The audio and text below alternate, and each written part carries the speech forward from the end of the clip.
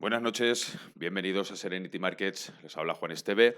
Hoy miércoles 9 de marzo del año 2022. Empiezo la grabación a las 9:05 de la noche.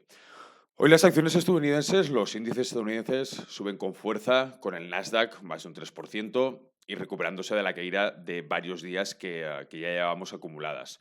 Con caídas también hoy en el petróleo de fondo y los inversores pues intentando evaluar quizá la evolución de la crisis de Ucrania. Fijaros que hoy el petróleo cae por dos motivos. Quizá el motivo más importante es porque, bueno, después de informes de que los Emiratos Árabes Unidos pidieran a los miembros de la OPEP que aumente la producción, lo que podría aliviar en parte algunas de las preocupaciones sobre el suministro causadas por las sanciones que se han impuesto a Rusia con su conflicto con Ucrania. Recordemos también que un fuerte aumento en el petróleo y otras materias primas pues, han despertado muchas preocupaciones en las economías globales, en la de Estados Unidos y en Europa, sobre un aumento de la inflación y que además pudiera existiera la posibilidad de desacelerar el crecimiento que habíamos empezado a recuperar tras esa fase del COVID. Claro, aquí teníamos una parte importante, quizá esa es la más importante, porque al final, como ya os he ido comentando en sesiones anteriores, aquí lo que teníamos es un exceso de demanda y una falta de oferta. Bien, esa es la causa principal, que ahora puedan suplir esa falta de oferta y equilibrar la balanza de oferta y demanda es un punto muy importante por el cual hoy el petróleo, como podréis ver, está cayendo ahora mismo un 12,52%. O sea, estamos ahora mismo en niveles de 111,96. Todo esto que habíamos visto en la sesión anterior, en la que nos íbamos, la sesión anterior es que justamente esta madrugada estábamos en precios de 131 e incluso habíamos llegado ayer a precio de 133,15. Ahora vamos directamente, estamos en 111,96 y vamos directamente a ese soporte de 105. Entonces, por una parte, tenemos ese descenso por un aumento de la producción, un aumento de la oferta, y por lo tanto equilibraríamos la balanza de la oferta y la demanda, y por otra, porque Ucrania ha dicho que está dispuesta a hacer algunas concesiones con tal de llegar a un acuerdo con Rusia. Recordemos que lo último que sabíamos de la última reunión que tuvieron Rusia y Ucrania es que Rusia básicamente o principalmente ponían dos demandas. Una, que Ucrania no entrara en la OTAN, y dos, que reconocieran pues, las regiones del Donbass, Crimea, que las reconocieran rusas. Ayer ya conocíamos o ya vimos alguna noticia en la que Ucrania decía que no insistiría más en entrar a la OTAN. Y si ahora está también dispuesta a entablar conversaciones y a hacer alguna concesión, perdón, estaríamos quizá, ojalá, cerca de una resolución de este conflicto. ¿Qué ocurriría? Bien, si tuviéramos una resolución positiva de este conflicto, las sanciones todavía están impuestas a Rusia. Entonces, no pensemos en que ahora el tema de la escasez de oferta que existe en el petróleo se pudiera solucionar de golpe de repente, porque también recordemos, ayer Rusia dijo que prohibía todas las exportaciones de materias primas hasta diciembre. Con lo cual, sí que es cierto que ahora mismo podemos tener una solución por la parte de la OPEP Plus no, porque la OPEP Plus entra Rusia, por la parte de la OPEP, y quizá también hemos visto unas declaraciones, o vimos unas declaraciones ayer de Nicolás Maduro, en el que decía que se había reunido con Estados Unidos y que las dos banderas juntas lucían muy bonitas y estaban juntas como deberían de estar. Bueno, al final, Estados Unidos, pues lógicamente está haciendo su trabajo, que es intentar paliar esa situación, lógicamente para ellos, y si Europa pues también, pues bien, pero al final ellos lo que están planteando o lo que están intentando es solucionarse su problema de casa, como es lógico. Entonces, lo que es normal también es que vayan buscando soluciones y esas soluciones, pues poco a poco parece que van apareciendo. Y eso está, lógicamente, menguando al precio del petróleo. ¿Qué podríamos ver aquí? Pues lógicamente podríamos ver un descenso importante de las cotizaciones, quizá no llegar a esos niveles normalizados en torno a los $90 por barril, quizás sería demasiado precipitado, pero sí que podríamos ver unos precios en torno a 105, $100, y yo creo que quizás serían los precios razonables. Sí, repito, al final llegan todos esos acuerdos y consigue haber una balanza más o menos equilibrada entre la oferta que existe y la demanda, que no olvidemos, ahora estamos también en una demanda creciente más allá de la que teníamos quizá hace unos meses. También están sufriéndolo por otra parte el oro con caídas del 2,45%. Ahora mismo estamos en niveles de 1993, aún estamos en precios bastante elevados, pero no llegamos a esos máximos que llegamos de 2073 justo durante la sesión, o 2075 durante la sesión de ayer. Aquí también lo esperable es que esa descorrelación que existe como valor refugio y la renta variable, es lógico pensar que si ahora mismo hay esa descorrelación y hay una rotación ahora mismo de los activos que estaban muy invertidos en las materias primas y que esos activos o esas inversiones que había en las materias primas ahora hacen una rotación hacia la renta variable, estaríamos viendo ahora mismo ese aumento de las cotizaciones en los diferentes índices. Fijaros también que esta mañana o esta tarde hemos cerrado el CAC con un más 7,13%, el DAX con un 7,92%. Aquí nos hemos quedado rezagados en el IBEX con un más 4,18%. También es cierto que no habíamos caído tantos como el resto de plazas europeas.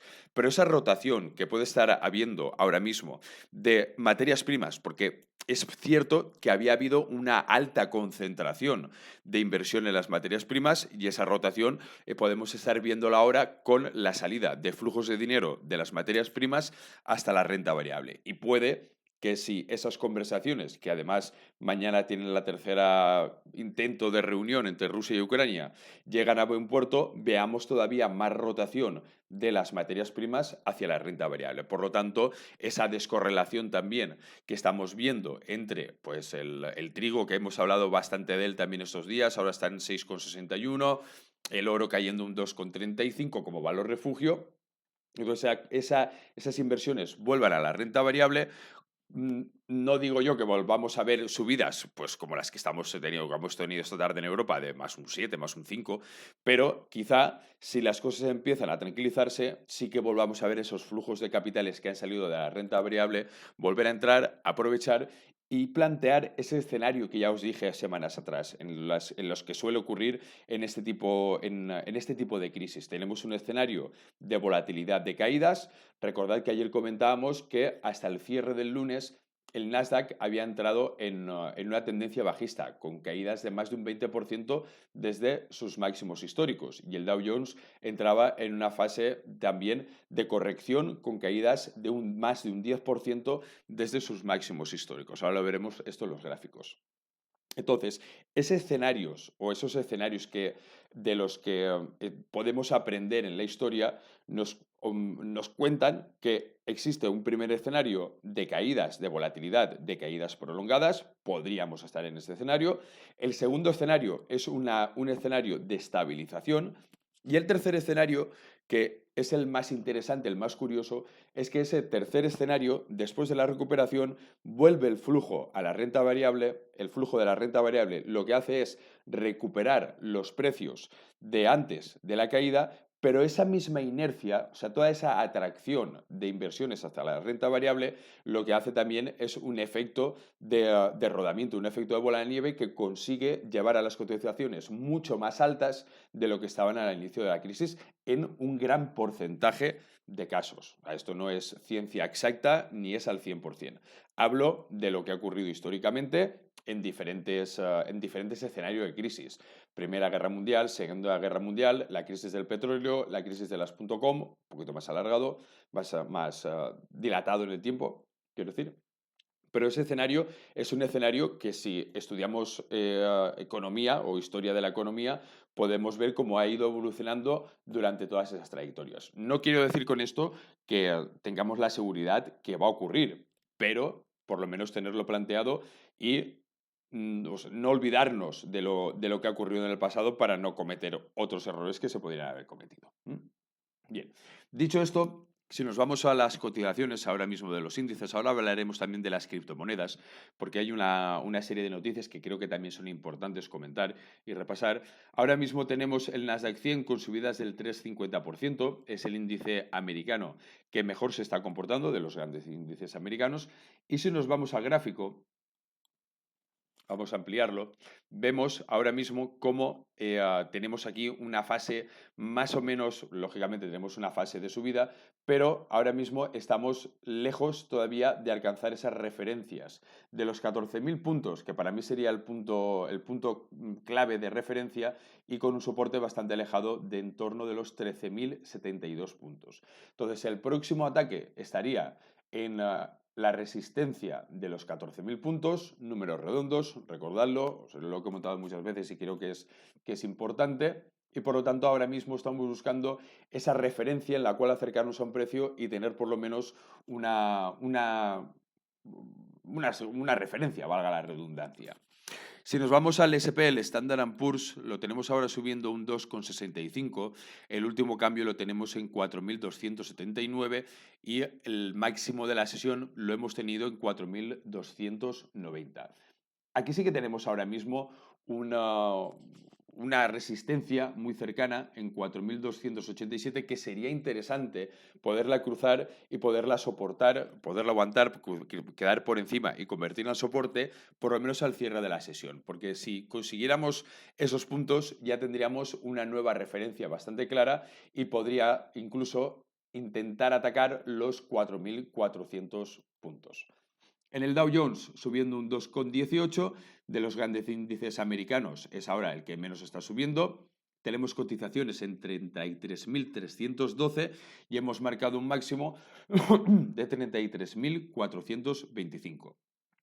Aquí también tenemos dos referencias, una referencia bastante más cercana. Aquí tenemos 33.550 y un soporte quizá no muy... quizá la referencia más clara estaría en 32.310 como soporte. Pero bueno, tenemos marcado un rango de movimiento bastante estrecho que nos puede servir también como referencia para la operativa. Como os comentaba en las criptomonedas, hoy tenemos el Bitcoin subiendo un 8,65. Resulta que la administración Biden ha dicho que se está otorgando de alguna manera una urgencia mayor de lo normal en investigar el dólar digital. O sea, cómo convertir no, cómo entrar de lleno en la parte de las criptomonedas. Claro, eso está upando de una manera importante el mercado cripto. Y también han dicho desde la Casa Blanca, o la Casa Blanca están describiendo o están viendo cómo hacer la primera estrategia criptográfica de Estados Unidos, teniendo en cuenta lo que he dicho anteriormente del dólar digital. Entonces, todos estos movimientos se están favoreciendo de una manera importante al mercado de las criptomonedas, pero también aupado por la renta variable, porque como ya hemos visto en sesiones anteriores, como ya hemos ido viendo, sí que tiene una correlación muy clara. O sea, que al principio no se veía muy bien o no estaba muy claro si iba a tener una correlación y iba a funcionar como valor refugio ante estas situaciones, pero ya hemos visto que la correlación que tiene con el movimiento de la renta variable y en concreto con la renta variable americana es bastante certera y sigue más o menos la misma tendencia, caídas, subidas, y ahora mismo tenemos un 8,61%. Importante para las cotizaciones del Bitcoin. Bueno, hemos podido superar ese soporte que teníamos, esa resistencia que teníamos en 40.660, que ahora mismo se ha convertido en soporte. Parece que en los últimos impases de cotización está un poquito más estabilizado, exactamente igual que han hecho las bolsas estadounidenses. Y ahora la referencia que nos queda, la resistencia que tenemos cercana, es 44.700, que incluso yo me fijaría quizá más o un poquito más lejos en torno a los 45.000. Pero si miramos por técnico, la referencia la tendríamos en 44.700. Y, como digo, hemos marcado ahora mismo un nuevo soporte en 40.720. El Ethereum lo tenemos subiendo un 5,31%. El gráfico, el movimiento ha sido similar, no con tanta fuerza como ha tenido el Bitcoin. Sí que es cierto que el Ethereum ahora en últimas operaciones ha perdido un poquito de fuelle, pero aún así hemos podido marcar un nuevo soporte en 2.624 y aún así continuamos teniendo la resistencia que comentábamos todavía bastante lejana en torno a los 3.041 puntos. Bueno, eso es todo por hoy. Espero que paséis buenas noches y nos vemos mañana. Saludos.